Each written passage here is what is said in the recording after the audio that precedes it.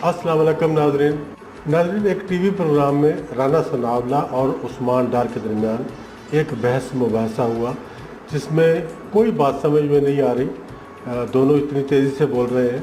आप पहले वीडियो देखें, फिर मैं आपको उसके बारे में मज़ीद बताता हूँ। पाकिस्तानियों, राना सनाउल्लाह के माथे का पसीना गवाही दे रहा है कि इनकी टांगें कांप रही हैं। इनको पता है अब इनकी तरफ मामला नहीं, सुनने राना साहब हौसला करें। मैं आप लोग आपकी फेरी टेल में सुन रहा था ना, अलीफिया की कहानी। सुने जरा, दिल बड़ा करके सुने। मेरे माथे पे पसीना इसलिए है कि चोरों को पकड़े। राना साहब, आप लोग तुम्हारी तरह नहीं, राना साहब तुम खुद चोरों के टोले में शामिल हो। राना साहब सुने ना, हौसला करके, उनका तहफ़्फ़ुज़ कर रहे हो। हौसला करके सुने मेरी बात।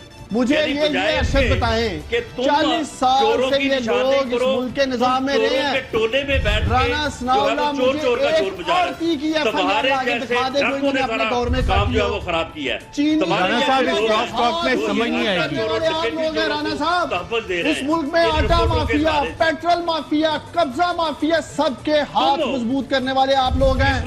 आपके दौर में तो एक औरती के ऊपर एफआईआर नहीं हुई। आज ये इमरान खान है जिसने इस माफिया के जत्थे को हाथ डाला है। आपकी टांगें इसलिए कांप रही हैं कि इमरान खान चीनी का कारोबार नहीं करता। चीनी का कारोबार करता है शरीफ खानदान, चीनी का कारोबार करता है सरदारी खानदान, टोटली बुढ़ियों का कारोबार करता है शरीफ खानदान, लोहे का स्टील का कारोबार करता है शरीफ खानदान। कोई एक कारोबार आप लोगों ने नहीं छोड़ा जो आवाम के मुतल्लिक़ हो। हुकूमत में आके ये लोग पॉलिसियां बनाते रहे अपने इक़्तिदार में आके कारोबारों को नवाजने के लिए। अब इनकी टांगें कांप रही हैं। फिक्र ना करो, कब्जा माफिया को दफन करके दम लेंगे, चीनी माफिया को भी मंतकीन जहां तक पहुंचाएंगे। राना साहब फिक्र नहीं करें, हौसला तसल्ली रखें। कोई एक इन्होंने कभी रिपोर्ट पब्लिक पूछे इनसे, तुम्हें तो खुद कोई एक इन्होंने रिपोर्ट पब्लिक नहीं की और टीवी चैनल पे बैठ के कहने भी कुछ हो नहीं। ये जो तुमने अगर आपको खौफ नहीं है तो माथे पे पसीना क्यों आ रहा है? रिपोर्ट आई है सामने, माथे पे पसीना क्यों आ रहा है राना साहब? जी तो दोस्तों, आपने ये वीडियो देखी। मुझे तो बहुत अफसोस हुआ इस वीडियो को देखकर, इस वजह से कि ये हमारे सियासतदान हैं, ये हमारे लीडरान हैं जिन्होंने इस मुल्क को आगे लेकर चलना है। उनकी ये हालत है जो आपने देखी है। अब मुझे आप ये बताएं कि इस पूरी गुफ्तगू में आपको कोई बात समझ में आई है?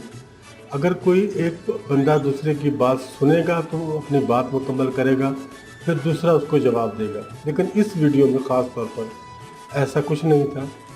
ना किसी ने किसी की बात सुनी, ना किसी ने कोई किसी को जवाब दिया।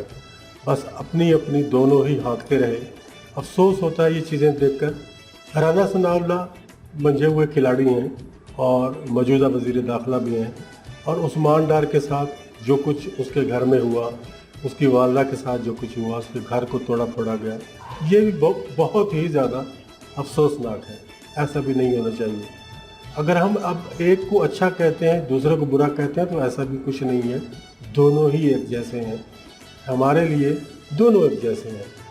मुल्क के लिए, आवाम के लिए, मुल्क के मुस्तकबिल के लिए कोई भी नहीं सोच रहा।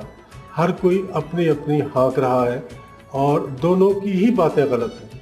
ये जो कुछ एक दूसरे का कच्चा चट्टा खोल कर बता रहे हैं, ये गलत तरीका है, गलत बात है। ऐसा नहीं होना चाहिए। एक इज़्ज़त नफ्स होती है बंदे की, उसको जब मजरूह कर दिया जाता है इस तरह की बातों से, इस तरह के कामों से, तो फिर कोई फ़ायदा नहीं। आगे किसी तरीके से आगे नहीं बढ़ा जा सकता।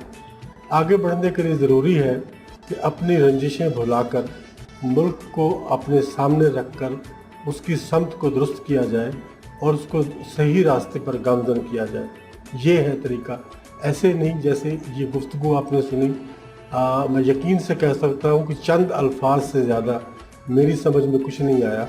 हो सकता है आपकी समझ में कुछ ज़्यादा आ जाए, लेकिन मेरी समझ में तो कुछ नहीं आया। आप इस वीडियो को देखें और प्लीज़ मुझे बताएं कि इन दोनों के दरमियान क्या गुफ्तगू हुई है।